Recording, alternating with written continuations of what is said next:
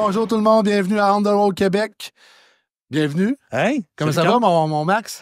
Comme un jeune homme. Comme un jeune homme? Comme un jeune homme. T'es en forme? Toi? Beau comme un cœur? Oh, arrête. Je me suis peigné aujourd'hui. Ça paraît, peigné? ça paraît-tu, la Ah, caméra? moi, j'ai gardé ma calotte traditionnelle, ma calotte emblématique d'On the Road. Là. Aujourd'hui, on va recevoir une belle gang, la gang de la STM. Merci les gars, merci de venir au podcast. Merci de vous être déplacés aujourd'hui pour venir jaser de la STM, de ces tabous, de la réalité des chauffeurs, des planificateurs, des gestionnaires. Merci beaucoup. Ouais. Fait qu'on a touché, on va vous décrire un petit peu ce qu'on a fait dans le passé. On est allé aussitôt avec les chauffeurs, les propriétaires. La semaine passée, on avait des gens qui... les fabrications de pneus, Inter avec ses commis aux pièces, Maxime. Oui. Fait qu'on touche tout l'ensemble du transport. Puis en fait, le but d'On the Road, je me sens loin, en fait, le but d'On the Road, c'est de valoriser le domaine du transport puis valoriser les jobs pour montrer à nos jeunes que c'est le fun de chauffer des autobus, des camions, puis c'est un beau métier, puis c'est le fun, puis on contribue à la société. Fait que c'est pour ça qu'aujourd'hui, Cathy Lalancette. Cathy Lalancette m'avait... on s'est parlé. Et on a dit, ouais, ça serait vraiment le fun que la STM vienne puis valoriser puis mettre en lumière un peu. Mettre en lumière le cet domaine. aspect-là. Là. C'est ça, de chauffeur puis de... Ouais. Vraiment. Que... J'ai hâte de vous entendre. J'ai vraiment hâte de vous entendre. On a dit, on reçoit la gang de la STM. Là, je veux juste avertir tout le monde que c'est pas toute la STM. On a le studio est juste... on serait serré. Ouais, c'est ça. Ça serait peut-être très chaud, puis moi, je serais tout rouge. Puis... c'est ça. On va dire un petit bonjour à Francis. Oui, Francis est encore à quelque part, toujours. À quelque part. Francis, on t'oublie pas, là. Hein? Non. Francis, on pense à toi. On t'oublie pas. Matin, midi, mais pas le soir. Non, pas le soir. Soir, non. Pense à quand il arrive 8 heures, là. Nos enfants. Pense plus à toi. Pense plus à toi. Fait que... on peut peut-être juste commencer par vous introduire. Présenter? Les boys, vous présenter. Allez-y. Ah, moi, je suis le premier. Je me présente, mon nom est Chad Damor, chef d'opération bus. Donc, je travaille avec les chauffeurs d'autobus ainsi que la clientèle en mode surface. Donc, on s'occupe vraiment de tout ce qui est bus, circulation, etc. Okay. Sur la route. Sur la route. Sur la route. On the road. On the road. On the road. Moi, c'est Martin Desrochers. Je suis à l'STM. Je suis régulateur. Je suis monté dans l'entreprise. J'ai fait plusieurs choses, mais actuellement, je suis régulateur. Qu'est-ce que ça fait un régulateur? Ouais. En fait, centre opérationnel principal. Les chauffeurs ont des radios, les CO ont des radios. Lorsqu'il y a problématique sur le terrain, ils nous appellent et nous, on a une image sur l'ensemble du réseau. Fait qu'on s'assure de la fluidité du réseau. Donc, je donne un exemple, un boss qui est en panne, je suis avisé. On s'occupe du chauffeur, on s'occupe de l'autobus, on s'occupe de la clientèle. Et rapidement, on appelle l'entretien pour le remplacement. Puis s'assurer en même temps d'aviser les autres qu'il va y avoir un transfert de la clientèle dans un autre autobus, exemple. Okay. L'équivalent d'un dispatch. Oui, en termes de trucker. Dispatch, mais plus pas juste donner une job à un chauffeur, mais également s'assurer que son travail peut se faire adéquatement, puis que le service à la clientèle, il n'est pas écopé par une fermeture de rue ou quoi que ce soit. Parce qu'oubliez pas qu'il y a une ligne, mais sur une ligne d'autobus, un trajet prédéterminé, mais il y a également des arrêts de service.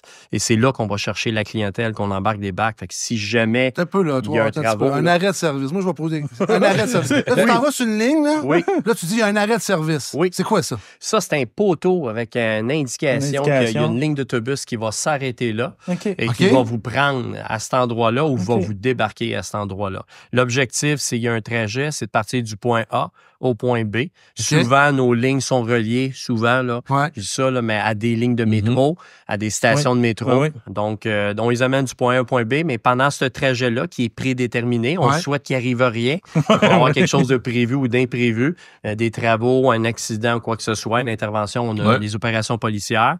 Donc, ça nous permet du point A au point B. On donne l'information à mon chauffeur. Si jamais il y a quoi que ce soit, lui, des fois, il va même m'appeler pour me dire qu'il se passe de quoi. Il va être obligé de se détourner. Et là, ça va avoir un impact sur le trajet. Donc, il faut en informer les chauffeurs, les suivants, mais également la clientèle. Et il va sûrement avoir des arrêts de service qui sont impactés, qu'on va devoir annuler, soit relocaliser.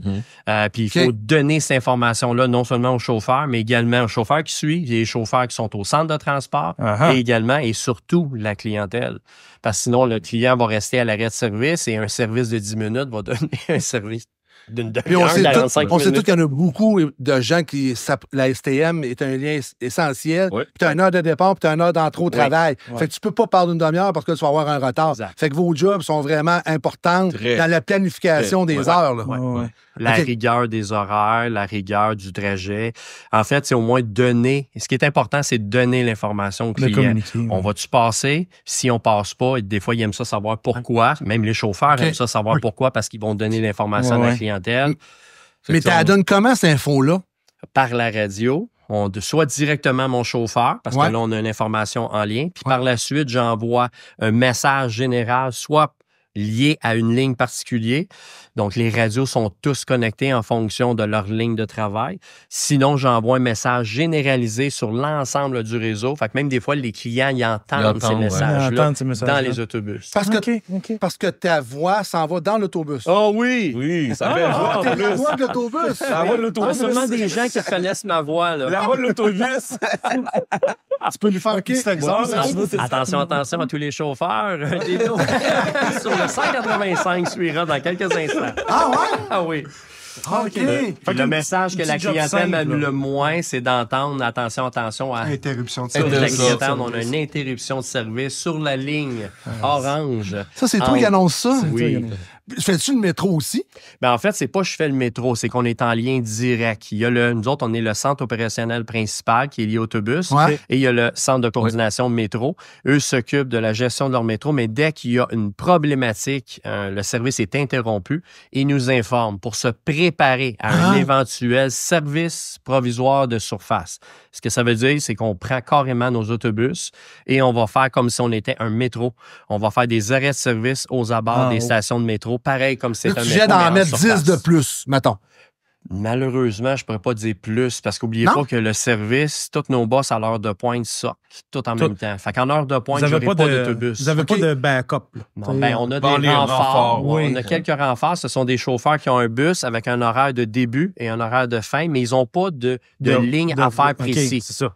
Mais ils vont se situer à des endroits stratégiques, placés sur le réseau de Montréal. Et dès qu'il y a une problématique, donc de cette envergure-là, un arrêt de service, bien, on demande tous nos renforts de se rallier puis de faire le service provisoire de surplace. Et si jamais on en manque, à ce moment-là, on va demander à les centres de transport de vérifier avec des chauffeurs qui auraient terminé, qui seraient intéressés à retourner. Sinon, on appelle ça démaquiller, là, c'est des termes STM, mais c'est qu'on va enlever des chauffeurs sur des lignes où est-ce qu'il y a beaucoup d'autobus qui passent, où on peut se permettre d'en enlever quelques-uns sans que ça ait trop d'impact et on va les envoyer. Ou l'urgence. Au lieu d'avoir un autobus à toutes les 5 minutes, mais là, ça va être à 7 minutes, mettons, mais pour désengorger une place ou un autre. Parce qu'on a des lignes que la fréquence est très élevée. Fait que si j'en enlève un, j'en enlève deux, je vais parsemer, il n'y aura pas trop d'impact. Parce que l'impact d'un métro arrêté, là, quand ça remonte à la surface, c'est là qu'on se rend compte que dans le métro, il y a du monde. Oui. On prend juste une pause de seconde. Oui. Changer de chance. Changer de chaise? Oui, ben oui. La chaise, elle craque, je ne sais pas si on entend. À peine. Et là... Non, mais en fait, j'ai des problèmes d'articulation. C'est ça. C'est ça, mâchoire. On continue. Mais là, tu y vas? Ça nous amène à... Moi, c'est David. J'avais une question qui était... OK, j'attends. Il y a combien d'autobus à la STM? Ben, en fait, à la STM totale, je ne suis pas précis, mais je peux vous dire qu'il y a 1300 autobus qui roulent dans une journée de service, comme aujourd'hui. 1300 autobus qui roulent. Ça fait de la logistique en tabarouette. Oui. Je peux vous dire qu'on a un X nombre, puis je ne veux pas que vous voyez la différence entre ceux qui sont à l'entretien. Je ne veux pas faire de guerre là-dessus, mais on a 1300 autobus qui, à tous les jours, vont sortir, sont actifs à l'heure de pointe. Puis là, on a 2 heures de pointe. On a le AM et on a le PM. Donc, à l'heure de pointe AM, quand on arrive à la pointe, on a 1300 autobus sur l'ensemble du réseau qui sont en train de circuler. Je vous dirais que c'est vraiment un travail de coordination parce que Nous, la journée commence là, à 3h, 4h du matin, puis tout planifier la sortie d'autobus, qu'on appelle donc la sortie des bus vers le garage. C'est tout un travail. On travaille avec le COP, on travaille avec les chauffeurs. Donc, on travaille. C'est vraiment un service là, qu'on met pour la population. Puis, il faut s'assurer que tout soit coordonné. S'il nous manque un autobus, un chauffeur qui est malade, il faut le remplacer, etc. Fait que c'est pour ça qu'on travaille, on est tous arrimés l'un et l'autre. Il y a combien de personnes comme toi là, qui travaillent en même temps? T'es pas le seul qui gère ça. Il est tout seul dans le centre. Non, vraiment pas. J'ai dit, c'est le seul. OK. Je suis ici en studio aujourd'hui, puis j'ai comme un break, là, je suis content. Faudrait que je me dépêche. C'est fait, on enchaîne. L'équipe, une quarantaine, puis en actif, entre 15, une vingtaine. Constamment, mettons, en heure de pointe. Là. Mais, tu sais, de nuit, c'est deux régulateurs là, pour l'ensemble du réseau, plus une équipe de 3 chefs d'opération qui s'occupent, en fait, il fait l'ouest, le centre et l'est. Mais il y a des fois que la nuit, on pense que c'est tranquille, mais des fois, ça peut déborder. Oh mon Dieu, oui, c'est très occupé. C'est parce que la nuit, en fait, la STM, elle a un service 24 heures sur certaines lignes. Oui, exactement. Le métro ferme. En fait, c'est pas certaines lignes. On a vraiment des lignes attitrées de jour, service régulier. On a la clientèle de la SM le connaît, là, des express qui font à peu près le même trajet, mais moins d'arrêts de service. Correct. Et on a inclusivement nos lignes de nuit. Ce sont vraiment des lignes précises de nuit. Mais c'est une assemblée d'un trajet de lignes réguliers, mais on les jumelle ensemble pour faire de l'est à l'ouest ou du nord au sud de l'ensemble du réseau. C'est 3-4 lignes regroupées ensemble. Ça veut dire qu'il y a un service 24 heures sur 24. 24 heures sur 24. Effectivement. Jour férié, soir, tout le temps. Tout le temps. Festival, construction. Oui. Ah oui. Et là, ça compte aussi, on a le service de navette. Donc, là, il y a des événements spéciaux. Exemple, on a une navette pour les Alouettes. Là, on a la navette pour le service santé aussi. On a aussi des navettes pour la fermeture du tunnel aussi. Donc, ça, c'est les extras. On a le SPS, la ligne bleue, là, c'est récent. Là, c'est quoi ça? Le métro de la ligne bleue, on a 3 stations qui a été arrêtée subitement. Oui, il y a eu un bris. Là, exactement, c'est pas ça nouvelle. La clientèle le sait. Les gens, on a parlé beaucoup. Là, on a parlé beaucoup. Puis là, ce qui est arrivé, cette journée-là, on s'est reviré sur une scène, là. On n'était pas préparé à ça. On n'est jamais préparé à ça de toute façon, mais du moins avec l'équipe, ce qu'on a fait, on a instauré, premièrement, le métro nous a informés. On fait un SPS. Là, c'était la ligne au complet au départ. SPS, c'est une fermeture. Une fermeture de service. Donc, on a fait un arrêt de service sur la ligne bleue. La ligne bleue. La ligne bleue, oui, entre Saint-Michel et Iberville. Exact. Lui est précis. Fait qu'on a fait un arrêt de service complet. C'est ça, il faut le dire, soit précis. Mais ils ont écopé, les chauffeurs, parce que sur le champ, tout bonnement, tout le monde a remonté à la surface. C'est bien beau. Puis on s'entend que la ligne bleue, on pense que c'est une ligne qui est tranquille, mais quand ça remonte à la surface... Il y a du monde quand même. Parce que le monde, les autres, là, quand que le monde se rend au métro, ils veulent un service. Là. Ils n'ont pas le temps de niaiser. Non, mais là, il y a non, moi, je m'en vais apporter l'enfant à la garderie ou whatever. Là. M'en vais au travail. On s'entend qu'on savait que c'était un arrêt de service qui n'était pas mineur, c'était majeur, puis que c'était pour être de longue durée. Donc, pour nous autres, en partant, on se disait, on va en avoir pour une couple d'heures. Finalement, on s'est aperçu que non, c'est pas une couple d'heures, c'est une couple de jours, puis une couple de semaines. Où est-ce que là, le travail d'équipe s'est fait au niveau métro? C'est qu'ils ont rapidement trouvé une solution pour être capable, parce qu'un train, il y a toujours une gare à l'intérieur où lequel il va se virer. Bon, là, ils l'avaient pas. Ils ont pas inventé. En fait, il y a des endroits stratégiques dans le métro pour permettre de faire quand même des manœuvres de revirement. Donc, c'est-à-dire qu'ils se revirent de bord. Mais ils ne se revirent pas, en fait. Ils vont changer de ligne. Ils vont juste changer de ligne. Exactement. L'opérateur change de place. Donc, rapidement, ils ont trouvé une solution pour faire en sorte qu'on n'ait pas d'impact sur la ligne bleue, l'ensemble de la ligne bleue. Et c'était seulement 3 stations. Et là, après ça, c'était de faire avec les chauffeurs, c'était de trouver une solution pour faire des horaires qui va permettre de donner ce service-là de façon régulière, là, parce que là, c'est plus juste temporaire, là, c'est devenu tout le temps, mais je veux dire pour une longue période. Un temps indéterminé. Fait que là, ça veut dire pour nous autres, il faut être à long terme, permanent, à long terme, puis il faut rassurer la clientèle. Il va falloir mettre des arrêts de service temporaires à des endroits où est-ce qu'on n'est pas habitué, puis là, de faire un service de navette pour transiger les gens. Puis là, c'était entre Iberville puis Saint-Michel. Puis là, tranquillement, on a commencé à monter jusqu'à temps qu'on arrive à Saint-Michel et on réouvre Saint-Michel. Ça fait pas longtemps, là. Je pense que ça fait peut-être une semaine là, que c'est réouvert ou 2. Mais On sera pas long sur ça. Mais toi, tu vois la quantité de personnes qu'il y a dans l'autobus, je pense. Hein? Oui, en fait, c'est pas la quantité, c'est un pourcentage. On a une bonne idée de l'achalandage. C'est l'achalandage de la ligne, comment elle est, en fait. Oui. OK. Ça peut nous donner une idée. Je vous donne un exemple que celle qu'on surveille beaucoup, c'est le 747. C'est quoi ça? L'aéroport. C'est l'aéroport. Ouais. Donc, c'est une ligne d'autobus qui est même équipée de racks à valise, correct. Et son trajet part de l'aéroport jusqu'à la gare de Montréal, Berry, puis Ontario. Si, j'aime ça, il est précis. Il suit. Et naturellement, son objectif, c'est de faire René Lévesque, donc les différents hôtels dans le centre-ville de Montréal. Et il va aller finir à Lionel-Groulx, la station de métro, pour par la suite se rendre directement à l'aéroport. Et ainsi de suite dans la. Ça, c'est à faire combien de fois par jour, tout le temps? C'est 24 heures. 24 heures. C'est 24 heures? Ouais. T'imagines? Je savais même pas ça. Écoute. Puis là, il faut qu'on sache s'il y a beaucoup de monde à l'intérieur, puis ça va au-delà de ça. Si les racks à bagages sont pleins, il ne peut plus prendre de clients avec des valises parce que tous les valises sont dans les racks. Donc, on doit être au courant. Fait que moi, je suis capable de voir l'achalandage, puis souvent, on va faire un appel au chauffeur pour demander comment ça va. Est-ce qu'on a laissé des gens sur René Lévesque? Je peux pas en laisser. Des prendre.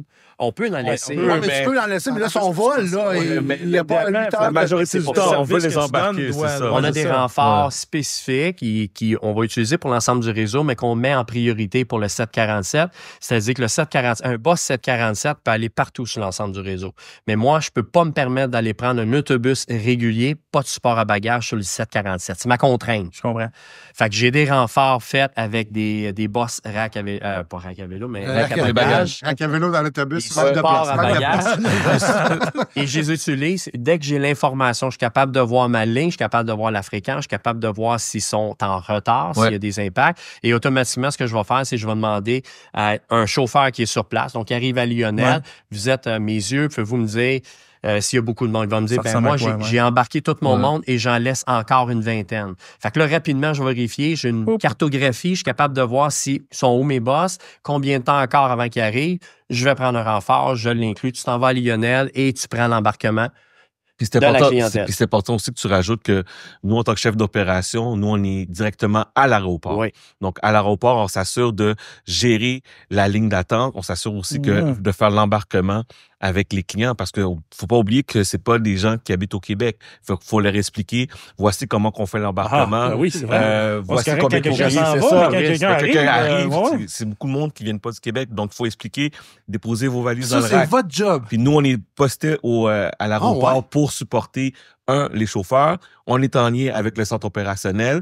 Fait qu'on dit, OK, ben là, j'ai une ligne, j'ai besoin d'un renfort, j'ai besoin d'un bus supplémentaire, j'ai besoin d'avoir de l'assistance parce que j'ai beaucoup de monde. Parce que, surtout là, l'après-midi, les vols européens, quand ils arrivent, là, il y a du monde. Ah oui, puis ça arrive. Ça arrive, là. Puis il y a à peu près 200, 300 personnes qui peuvent être en ligne. Puis les gens veulent avoir un service rapide. Ben oui. La personne qui arrive, lui, il sait pas qu'il doit attendre 5 ou 10 minutes. Là. Lui, pour lui, c'est un service de navette qui s'en va directement au centre-ville. Donc, il faut gérer ses attentes. T'as bien, je vais avoir l'air d'un niaiseux. C'est pas grave, je l'assume. Je savais même pas ça. Le 747. Le Je savais 747. pas ça, moi. OK. Ben, OK, je vais poser la question question à mes deux animateurs. Est-ce que vous avez déjà pris Jamais? L'autobus de Montréal? Oui. On a pris l'autobus, on a pris le métro. Le métro, oui. Mais ça, je savais pas que qu'il y a un service. s'il y avait un service pour ça. Ouais. OK, ouais. Puis c'est un service extrêmement populaire en plus. C'est très populaire parce Un que service pour le casino aussi. C'est ça. Un Casino aussi, service ouais. pour la plage l'été, La Ronde. la ronde, l'île Saint-Hélène. Les Alouettes. Mais ça, la STM fait-tu la promotion de cette ligne-là?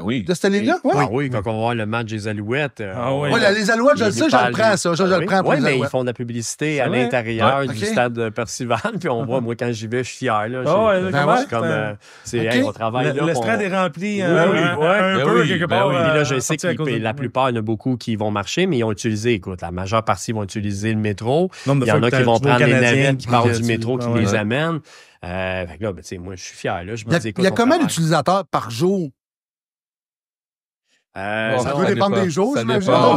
On s'entend. Un jeudi. Une moyenne. Il y a une game de hockey au centre-ville, là, On canadien. parle de plus d'1 million. Si on inclut avec le transport Ouais. adapté, puis si on inclut avec Plus d'1 million, facilement. le métro, les autobus et tout ça, c'est plus qu'1 million peut par dépasser jour de le million par déplacement. jour. là. De déplacement. Ouais. Exact. Ça, c'est juste la STM. Là. Juste C'est la juste On ne la STM. calcule pas Rive-Sud, Non. Rive-Nord. Moi, Carl, ça me fait parce que depuis tantôt. Puis là, on n'est toujours pas arrivé à toi. Là, je m'excuse. Prenez votre temps. Ouais, On arrête, il n'y a pas de Ça, problème. Martin, je des choses à m'excuse, dire. là, c'est la cerise sur le sol. Ouais. Ouais, c'est Parce parce que que on regarde le dessert. c'est comme se garder les M&M rouges sur la fin. On descend par ordre de priorité, là, mais... On est ses outils, Ouais. on est ses outils Ouais, de c'est travail. ça. Mais nous, on je descend, garde c'est la ça. crème pour la crème parce que, sérieusement, là, c'est la personne qui va parler directement à la clientèle à tous les jours, Ouais. qui va il va sentir le thermomètre, la température, tout, puis il va nous informer. Et nous, au niveau opérationnel, on va prendre des décisions, ça va nous aider. Dépendant de ce que lui. C'est ça. Nous, on est vraiment en rôle de support, mais je La dirais... première ligne, c'est moi. La première ligne, Mais c'est comme un chauffeur de camion, en fait. Ben, c'est C'est le chauffeur qui amène le pouls à son répartiteur. Ouais. C'est, Oui.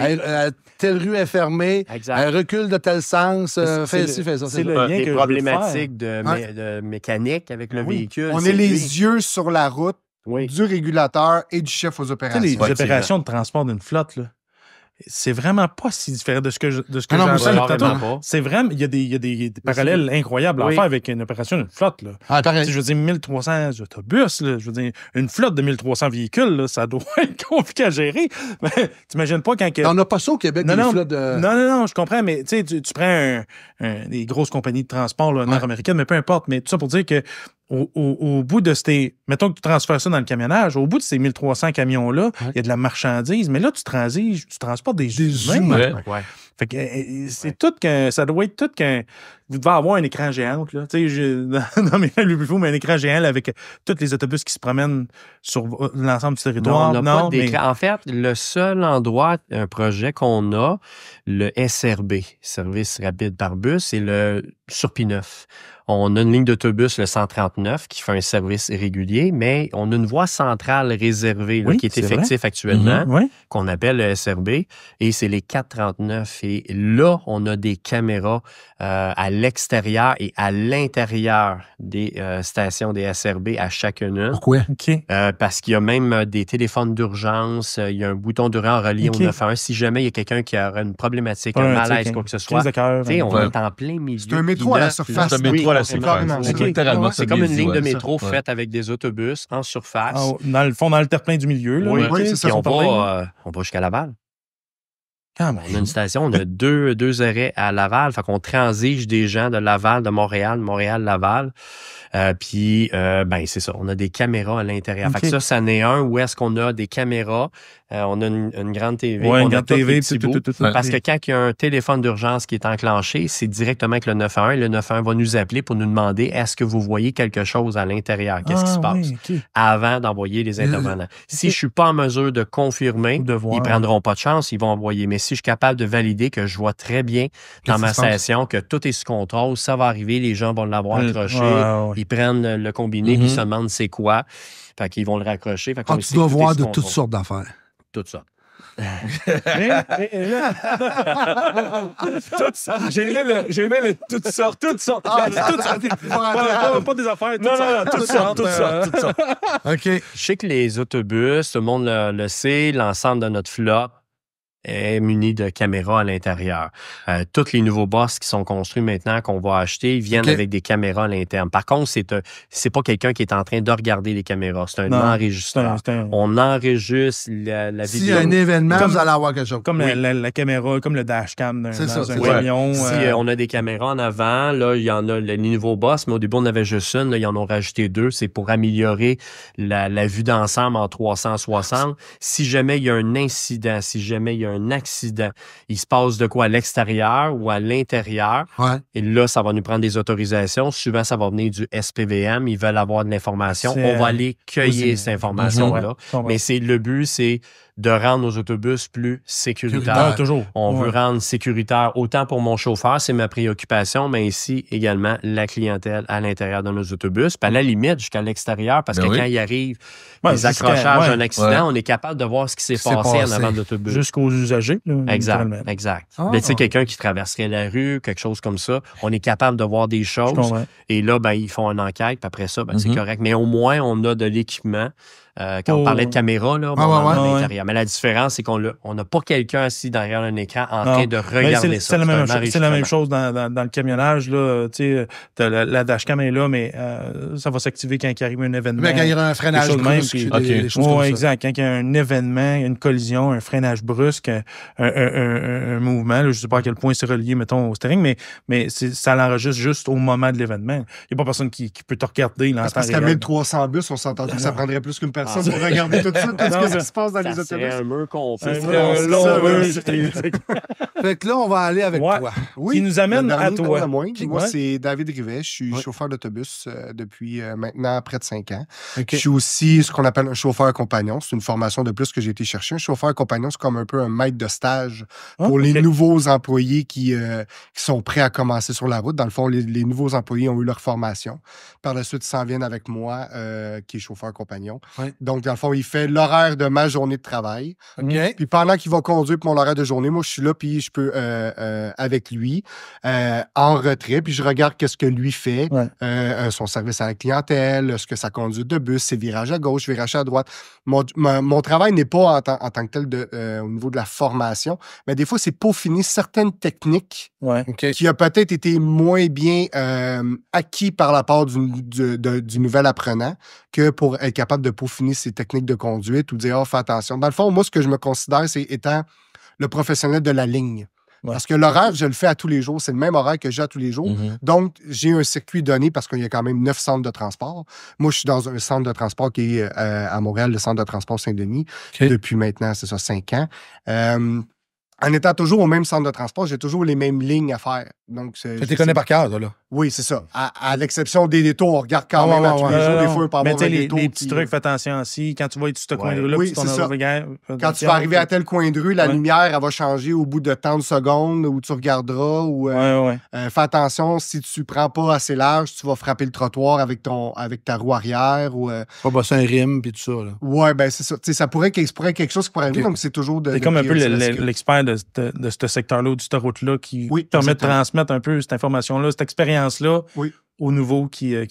Parce que la formation va t'amener jusqu'à un certain point. C'est partout pareil, c'est partout dans notre domaine. C'est pareil, même dans mon monde à moi, là, au niveau d'un concessionnaire de poids lourds où on forme un commis aux pièces, mais ce que tu vas vivre sur le terrain va être bien différent de ce que je vais t'apprendre. Je vais te donner une base, mais il y a des spécificités. Des spécifications là, très. Ça laisse aller. Merci, Carl. J'attendais que tu sois vrai. Vas-y. J'attendais que tu sois vrai pour aider. Vas-y, mec, t'as délancé tes patins, m'ont venu Faut pas oublier qu'on transporte la clientèle. On transporte un transport de personnes. C'est ça. Et à la STM, on a des gens, tout le monde, il n'y a pas personne attaché dans l'autobus. On a des étudiants, on a des personnes vulnérables, des personnes à mobilité réduite. C'est une accessibilité universelle à la STM. Donc, toute personne, quel que soit son handicap, peut rentrer dans l'autobus. On peut l'agenouiller, on peut sortir une rampe qui est en avant de l'autobus. Les fauteuils roulants. Pour un fauteuil. Avez-vous les racks à vélo en avant? On a certains bus, certains. Ça dépend des centres de transport. Comme nous, à Saint-Denis, on n'en a pas, mais je sais que le garage Legendre en a. Non, à Frontenac, on a, oui. Frontenac, Legendre, qui ont été ciblés, les 2 centres de transport avec les racks à vélo en avant. C'est des lignes précises sur lesquelles on offre un service. Puis c'est pour une clientèle qui aurait... Le Bixi, je vous donne un exemple, le Bixi, il va pas là. Il peut pas prendre. OK, non, le Bixi, on va pas ça. Il est pesant, il est capé, il est pas adapté pour ça. Fait qu'il pourrait nous cacher. Fait que c'est vraiment un vélo standard, régulier, qui pourrait être mis sur du support à vélo. Ouais. Décris-nous un peu une journée de travail d'un chauffeur d'autobus à l'STM. Tu rentres le matin, là. Comment ça se passe? Parce qu'on va parler tantôt de l'embauche, là. Je veux axer sur l'embauche. C'est quoi ta journée type? Toi, tu rentres le matin, tu pars. Là, pour commencer, je dois dire qu'il y a quand même plusieurs horaires de travail disponibles. C'est ce qui est l'avantage, dans le fond, en tant que chauffeur d'autobus, c'est qu'il y a des horaires qui conviennent à tout le monde. Fait qu'il y a soit un horaire, on change d'horaire à tous les 3 mois. Ah, OK. Donc, à tous les 3 mois, on choisit un nouvel horaire et quand il arrive un certain moment dans l'année, on peut choisir de changer de garage. Ça, c'est une fois par année. Normalement, à partir du début janvier, la première semaine de janvier, on peut choisir. Il y a une ouverture de poste. Oui, exactement. C'est ça qu'on appelle? C'est ça. OK. Donc, on peut choisir, mettons, moi, je suis au garage Saint-Denis, je vais décider d'aller à Frontenac parce que selon la. Tu trouves une nouvelle blonde. Tu trouves une nouvelle blonde dans ce coin. Ça pourrait, oui, exactement. Mais ça pourrait être ça. Mais ça pourrait être ça. Ça pourrait être ça ou avoir, mettons. C'est tout par arriver. C'est ça, on sait jamais. Mais ça pourrait être ça ou sinon, ben là, selon l'ancienneté, là, j'ai pas samedi-dimanche de congé à Saint-Denis, mais je pourrais l'avoir dans un autre centre de transport. Okay. Ou selon l'ancienneté, là, j'ai pas mes vacances que j'aimerais avoir cette année, mais dans l'autre centre de transport, je pourrais avoir les vacances que je voudrais. Ou selon mais ça crée-tu la bisbille un petit peu à travers tout ça ou. Ben, tu le sais quand tu rentres, en fait, à STM. Tu le sais, tu sais. Ça, exactement. Il y a un principe d'ancienneté, puis on se dit tout le temps, ça va venir à ton tour, à un moment donné, tu vas être bien content, tu vas avoir le choix avant les autres. Puis ça, c'est bien respecté. En fait, l'ancienneté est générale de la STM. Oui, exactement. Ouais. Une fois par année, elle est générale. Ouais. Puis un coup, tu as choisi ton garage, ça comme il disait, à chaque 3 mois, dans son centre, il y a l'ancienneté de son centre, puis il choisit ses horaires en fonction de l'ancienneté dans son centre. Des gens présents dans ce centre-là. Quand il finit l'année, là, c'est l'ensemble de tous les chauffeurs et ancienneté. Okay. Et on commence par le premier, le plus ancien. Là, ça fait combien de temps qu'il est là, le plus ancien? Ça fait combien de temps qu'il est là, le plus ancien, STM? Ben, on a des gens de plus de 30 ans. 30 facile. ans, 45 ans, 50 ans de service. Ben oui. À Saint-Denis, on a un matricule, je ne sais pas si c'est dans les 7000, 8000, quelque chose comme ça. Ouais, les matricules nous donnent un indice. Un indice de l'ancienneté en tant que tel. Là, cette année, on a atteint le 50 000 au niveau des matricules. Ouais. Versus quelqu'un 7 000 qui a beaucoup d'ancienneté. Je suis pas un 7 000 parce qu'on s'entend là, mais oui, c'est ça. Il y en a. Le premier qui est rentré, il y avait le matricule 1, 2, 3, Quand ils ont pris leur retraite, c'est ça. Fait là, on est rendu, le matricule 50 000 est rentré. OK. Et après ça, là, tu arrives pas à ta station, si on peut dire, à ton poste. À mon garage. Là, c'est quoi, en fait? Là, ça se passe comment, là? Il y a ce que je disais tantôt, c'est ça. Il y a plusieurs horaires de travail pour comment je pourrais dire ça? Il y a plusieurs horaires de travail spécifiques que tu peux choisir selon tes préférences. Est-ce que tu veux travailler de soir? Est-ce que tu veux travailler de nuit? Est-ce que tu veux travailler en chiffre coupé pour avoir comme de la grosse amplitude qu'on appelle? Ou sinon, est-ce que tu veux travailler juste d'un coup ton 7h30 de travail? Peu importe selon ce que tu voudrais avoir. T'interromps vite, mais tu me parles d'amplitude puis de chiffre coupé. Aussi, ça me...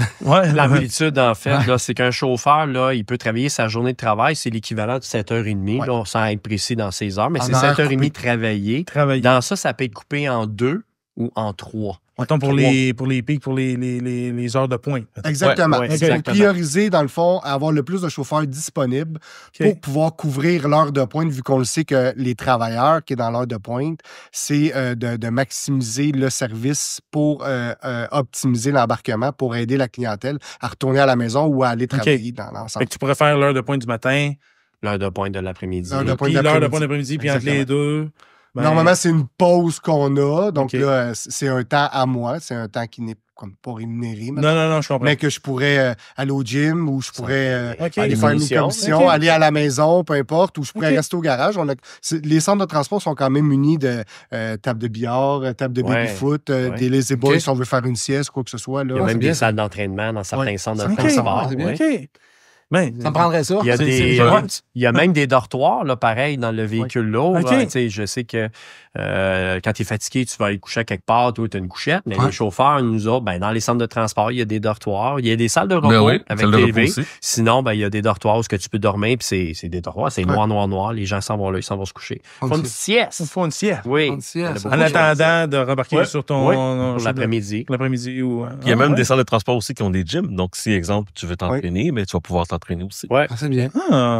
OK. Ça fait partie des avantages. Moi, j'écoute un podcast aujourd'hui, là. Ouais. Puis je sais que vous avez des emplois disponibles. Qu'est-ce que tu peux me parler des jobs disponibles? Comment ça fonctionne, l'embauche et tout ça? Moi, ça me travaille un peu parce qu'on parle, tu sais, on a parlé du transport, on parle des lignes, on parle de chauffeur. Mais à un moment donné, le gars qui nous écoute, là, qui sort du CFTR, parce qu'on a beaucoup d'étudiants du CFTR, on a beaucoup d'étudiants qui nous écoutent, je joue appliqué à STM, je fais quoi, moi? Qu'est-ce que je fais? Comment ça procède? Tout d'abord, il faut aller sur le site Internet, il faut aller postuler, stm.info. Toute l'information est là. Ça passe tout par là. Il n'y a pas de numéro de téléphone. Ça passe tout par le site Internet. Ah, OK. Puis on postule, on envoie notre curriculum vitae. Puis par la suite, c'est sûr qu'en sortant du CFTR, il y a des très bonnes chances qu'on appelle les candidats. Parce qu'on recherche des candidats qui sont déjà formés, ainsi qu'aussi des candidats qui ne sont pas formés. Donc, j'ai une autre question. Vas-y. Classe 3 ou classe 1? Classe 2. Ouais. Ah, c'est vrai, toi aussi, je pense. En fait, quand tu vois la SAC, c'est... Ah oui, c'est la classe 2, je le sais. Automatiquement, quand tu fais la 2, ils vont te donner la 3 ou la 3 et la 2. C'est ça. La question, ça vient ensemble, c'est un tout. C'est pas comme la classe 1. Mais si, mettons, j'ai une classe 3, est-ce que vous avez des emplois de classe 3? Oui, à l'entretien, j'en ai. Oui, j'ai des gens qui font du transport routier, juste des cubes, des camions. Vous savez, on a l'hiver qui s'en vient, là, ben, on a des endroits que c'est nous qui déneigeons, c'est pas la Ville de Montréal. Donc, on a nos propres employés de l'entretien qui vont avec des équipements de la STM, donc un loader, un 18 roues. J'ai vu des towing de la STM. C'est ça qui est le fun à la STM, c'est qu'il y a plusieurs opportunités d'emploi, que ce soit chauffeur, chef aux opérations, que ce soit régulateur, que ce soit à l'entretien. C'est pas juste il y a plusieurs cadres d'un métier. C'est énorme, là, on s'entend. Je dirais que la porte d'entrée principale, la masse d'embauche à la STM, c'est le chauffeur d'autobus. La plupart du temps, la première porte d'entrée, ça peut commencer par là. Par contre, tu peux rentrer en tant qu'ingénieur, tu peux rentrer préposé à l'entretien, c'est ceux qui font le nettoyage des bus intérieurs, extérieurs, le ravitaillement, donc le fueler. Ça, c'est préposé à l'entretien. Fait que la personne peut rentrer simplement préposé à l'entretien, puis par la suite, elle peut monter puis tomber la gestion. Mais ça veut dire que... Excuse son nom, je suis David, quand il rentre, son inspection mécanique est faite. Non. Pas quand que je rentre, moi, là, parce que tu me posais la question tantôt, puis on a comme un peu décrit. Quand que je commence, mettons, une journée de travail, un horaire de jour. Là, j'arrive, je vais poinçonner ma carte, une carte de punch, dans le fond, pour avoir mon numéro de bus et la rangée dans laquelle mon bus est stationné dans le garage. Fait que là, je vais l'écrire sur mon bulletin de travail pour être capable de dire, bon, ben, OK, ça, c'est... Je vais faire l'inspection. Sur telle unité, c'est ça. Là, j'écris mon numéro de bus, la ligne tournée de l'autobus, parce que j'ai, selon mon horaire établi, la ligne tournée, c'est pour dire, bon, ben, je suis tel autobus, je vais passer à telle heure au coin de telle rue et telle rue. Si je ne me trompe pas, c'est bien. Puis le bulletin de travail, juste pour vous dire, là, c'est le document officiel qu'on a besoin pour la SAC. C'est un bulletin un document administratif, mais il respecte les specs de la SAC au niveau de la ronde de sécurité. Ah, OK. Et la mise en service. C'est similaire comme le camionneur. C'est comme une ronde de sécurité. Nous autres, on a notre document, un bulletin de travail. Il y a des choses, des informations qui est pour le besoin de la STM, mais on a à l'endroit là-dessus des choses que la SAC nous demande obligatoirement. Est-ce que la SAC peut arrêter un autobus de la STM? Oui, bien sûr. Vous êtes un véhicule roulant, Parce que ça arrive souvent. Ça arrive. Parce que c'est une question qui est posée, tu sais, STM, SAC... Y a-t-il des passe-droits? Non, je sais ça par les cheveux. Puis nous, notre devoir aussi, c'est de s'assurer que, tantôt on parlait du bulletin de travail, que le chauffeur remplisse très bien son bulletin de travail si jamais il y a des défectuosités qu'il le rapporte. Parce que effectivement, il peut sortir sur la route, puis il y a un contrôle routier qui l'arrête, puis c'est sa responsabilité. Là. C'est les points PECVL. OK. Je comprends comme une compagnie de transport. Oui, c'est ça. Comme un poids lourd. Puis là, tu remplis ça, puis après ça... Là, je le remplis, là, je descends en bas pour aller au garage. Je trouve l'autobus dans la voie où mon autobus est stationné. Puis là, je démarre l'autobus, j'effectue la mise en service, qui est la ronde de sécurité, en fait, de l'autobus. Puis par la suite, je suis prêt à commencer ma journée de travail. Là, il me donne un trajet qui est dans une console e-bus, qui est comme un peu un GPS, si tu veux. Pour me dire où me rendre au coin de telle rue et telle rue pour telle heure. Et je commence le trajet à compter de telle heure pour commencer la route.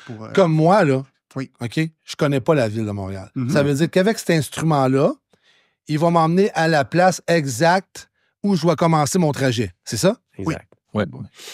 Mais tu as aussi une version papier. Oui, une version papier, parce que si la console, on s'entend que c'est quand même de l'électronique, si la console est défectueuse pour raison X, il y a quand même ce qu'on appelle un gauche-droite, qui est notre trajet inscrit en version papier pour dire, au coin de telle rue, tu tournes à gauche, telle rue, tu tournes à droite, telle rue, tu continues, ainsi de suite. Ton terminus est au coin de telle rue et telle rue.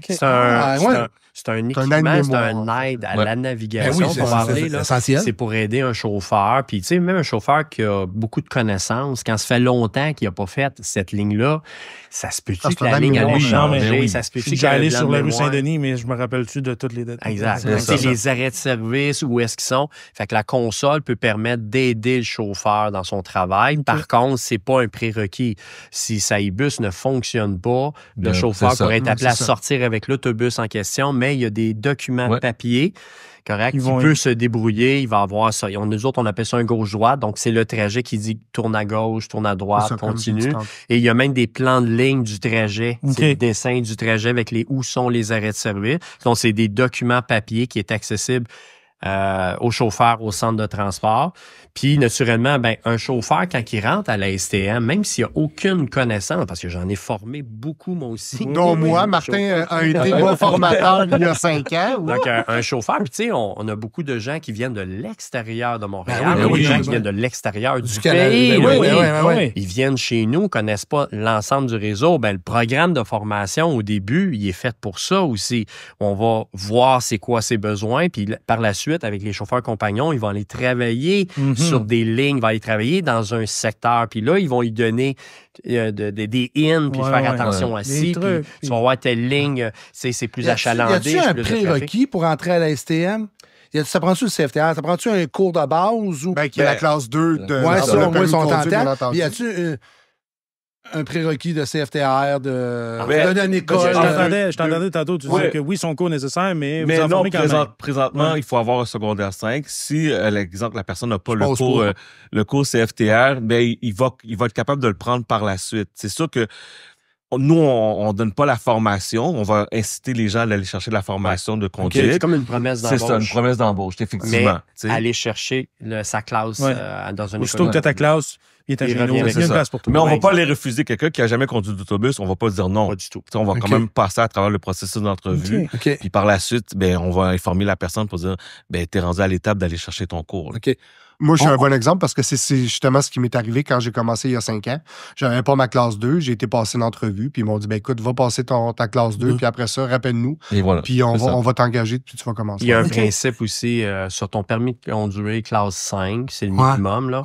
Il y a un temps, là, pour l'avoir. Je me souviens pas c'est combien de mois que tu dois l'avoir, ta classe 5. Mois. C'est 60 mois. Fait qu'il y a quand même, il y a une petite exigence faut que tu aies 5 ans d'expérience en classe 5 avant d'aller chauffer un autobus. On dit expérience. On dit, mais tu sais, tu laisses ton permis. Ton permis pendant 5 ans.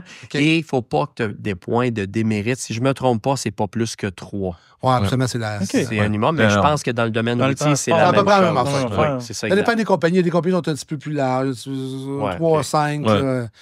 On parle de combien de postes de libre à STM présentement en tant que chauffeur? Présentement, en tant que chauffeur, je pourrais pas te quantifier vraiment un chiffre. Mais vous êtes à l'embauche. On est à l'embauche parce qu'il y a les retraites, il y a des gens qui nous quittent, il y a des gens qui veulent embarquer. Je vous dirais qu'on a aussi une banque de candidatures qu'on appelle. On engage tout le temps. Donc, on veut s'assurer qu'on a toujours notre banque de chauffeurs qui sont là au cas où, si jamais on a besoin d'effectifs. Mais on n'a pas un nombre précis qu'on recherche à chaque fois. Là. Donc, on veut toujours garder... C'est toujours ouvert, puis on veut toujours garder du monde dans notre banque. T'as-tu une question que je te pose? As-tu la moyenne d'âge des chauffeurs à la STM? C'est une bonne question. C'est une bonne question. Oui, on aimerait ça savoir, nous aussi. Si je me trompe pas, c'est autour de 45 ans. Ouais. Je pense que les chauffeurs de camions, c'est plus vieux que ça. C'est dans mon... C'est 51, 52. Les chauffeurs, c'est plus vieux. Puis qu'est-ce que je peux dire? Moi, je passe des entrevues chauffeurs, puis c'est rare qu'on voit des jeunes dans la vingtaine. C'est souvent... Puis Martin l'a touché, 40 ans et plus. 30, mais même, le plus bas que j'ai eu, le plus jeune, 35, moi, j'ai 34. Quand j'ai commencé, j'avais 29. C'est moi qui baisse ta moyenne. Moi, j'ai une question. Vas-y. Pourquoi tu penses? Qu'est-ce qui fait que ça va être des... Il n'y a pas des qu'un homme dans sa quarantaine ou une femme dans sa quarantaine fait pourquoi il n'y a pas de jeunes? Parce que les jeunes, ils font des podcasts. Ils font des podcasts. Ils font de la publicité. Non, mais pas aller sur le terrain. C'est sûr que les gens, c'est tellement... Moi, je dirais les gens qui viennent souvent... J'ai commencé à 52. Ce sont des gens qui sont faits de carrière aussi. J'ai beaucoup de monde qui viennent ici, qui sont faits de carrière, qui veulent faire d'autres choses, qui veulent avoir un emploi stable, qui pensent à leur retraite et tout. Les jeunes, c'est du fast. Ils veulent changer, ils veulent bouger, tout ça. C'est pour ça que tantôt, on disait que la porte d'entrée en tant que chauffeur, c'est la porte d'entrée à la STM, c'est en tant que chauffeur. Mais les jeunes de la vingtaine, ça peut aller partout. Là. Fait que je vous dirais, c'est ça. Il y a une chose aussi qu'il faut pas oublier, c'est que quand tu arrives à la vingtaine, normalement, là, je généralise peut-être un peu, mais tu sais pas vraiment ce que tu veux faire dans la vie non plus. Donc, tu veux essayer plusieurs petites choses pour trouver vraiment ce que tu vas aimer puis qu'est-ce qui va te tenter à faire. Dans ce sens-là, j'entends beaucoup de ce discours-là, j'entends beaucoup à la maison chez nous. Je sais pas quoi faire. Je vais essayer faire plein comme d'affaires. métier, je vais essayer plein d'affaires. Ça, c'est le discours, là. Mais il me semble que nous autres, on savait plus. Ouais, c'est pas la même chose. C'est du tout, complètement Ouais, différent. c'est hein? complètement différent. Complètement différent. Nous, moi, je me rappelle, quand j'étais jeune, je savais exactement où ce que je voulais m'en aller. Là, tu parles à ton jeune à la maison, Hey, puis lui, il sait pas. Mais moi, qu'est-ce que je dis? C'est même pas mes souliers. Tu rentres à la STM, puis il y a tellement d'opportunités. Ouais, c'est ça. Ça peut t'emmener n'importe où. C'est un bon Essaye-toi. argument de vente, là. C'est ça. Hey, Essaye-toi. J'ai 54. Ouais. OK, vous allez le savoir, là, tantôt, à force de le dire. Quand on sortait de l'école, là, Ouais. c'était notre rêve de travailler à la STM dans une ville. À cette heure, ils ont plus ça, les jeunes, comme... Non. Tu sais, on va rentrer à STM, on va être bien, on va avoir notre cédule, nos shows. À cette heure, les jeunes... On parlait tout souvent du fonds de retraite. Ouais, ouais. Moi, je me rappelle aussi. J'avais un peu de l'exprimer, là, mais on y pensait, là. Bon, ben là, regarde bien. Là. Moi, j'ai à peu près à ton âge, je ne dirais pas combien. Mais je pensais pas que je travaillerais comme chauffeur d'autobus un jour dans ma vie. Je savais même pas que je viendrais dans le monde du camionneur. T'as- J'étais pas là. t'as commencé à quel âge? Ouais, Tu dis que t'as pas commencé à ton quel âge, âge? mais à quel âge t'as commencé? 29 ans. Ça fait combien de temps que tu es à la STM? Ah, c'est plus que 20 ans. OK. Ça, c'est. Ouais, ça, c'est du monde qui a de la date. Moi, j'ai commencé, j'avais 40 ans. Fait que moi, je suis rentré tard à la STM. J'ai commencé à 40, mais tard.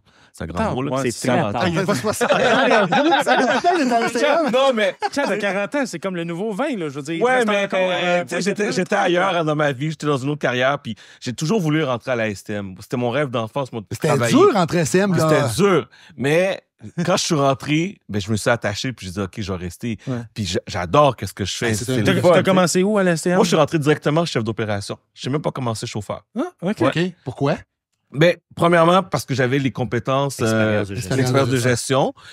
Honnêtement, j'aurais voulu être chauffeur. On m'a engagé comme chauffeur, moi, il y a OK. une quinzaine d'années. OK. Mais pour toutes sortes de choses, je me suis retrouvé à l'école, je suis allé étudier en gestion. Puis quand je suis rentré à la STM, je suis rentré directement comme chef d'opération. Puis j'ai eu la chance de conduire des bus, quand même. Oui. Donc, dans ma formation, j'ai eu le plaisir de conduire les gros bus articulés, Ouais. les 40 pieds. J'ai tout plein de ça. questions pour vous. Tout employé qui va Ouais. rentrer, qui va être en lien direct avec un autobus. Donc, je donne un exemple, un ingénieur qui va rentrer à la STM, on va lui Mécanicien. donner Ouais, la mécanicien chance de voir c'est quoi un autobus, Ah, wow, toucher bravo. les équipements. Bravo, ça. Le Ça, Plus c'est loin parfait. que ça, Ouais. on va l'amener, c'est seulement volontaire, Ouais. on ne l'obligera pas à sentir le feeling de conduire un autobus. Donc, on a des endroits dans les centres de transport où est-ce qu'on peut tourner autour du centre de transport OK. sans nécessairement aller sur la route et on va les amener à sentir c'est À quoi comprendre. conduire, la Comprendre. vision, les angles morts, OK. toute la contrainte des différents boutons, le siège, essayer tout ça pour voir les pare-soleils, s'il y a du soleil, etc. Puis de voir le poids aussi. Puis plus loin, il y a des agents de formation comme moi j'étais, je me permettais d'aller faire un service client, puis je les disais, asseyez-vous, surtout s'ils me disaient qu'ils n'avaient jamais pris l'autobus de leur vie. On va aller faire un On tour. va Je le vais faire. prendre une ligne d'autobus. Asseyez-vous, faites de l'observation, puis on va tout regarder ça ensemble après. Vous allez pouvoir me poser des questions. Puis je fais des manœuvres particulières, tu sais, agenouillées pour aider les gens à rentrer. Je fais du service à la clientèle, c'est-à-dire j'accueille mes clients, un bonjour. Ben ouais, c'est important. Je là. donne l'information, puis à la fin, là, ils sont comme, tu sais, wow. De OK. comprendre OK. toute la... Oui. Mais ça me permet au monde de l'impact, se mettre ouais. dans mes souliers à moi, dans le fond, en tant que Oui. chauffeur. Je veux Ouais. dire, de voir, OK, c'est comme ça que tu fais, c'est ça. C'est qui se passe. ça. C'est ça, ça, le job. ton quotidien. Puis quand Moi, t'es j'ai- en arrière un peu, de comprendre comment tu peux l'aider lui après. Là. Oui. Ouais. Mettons, moi, j'ai chauffé des camions là, toute ma vie. Là. Je suis rendu à 59, 60 ans. Là. Puis j'ai donné ma vie dans le domaine du transport routier camion.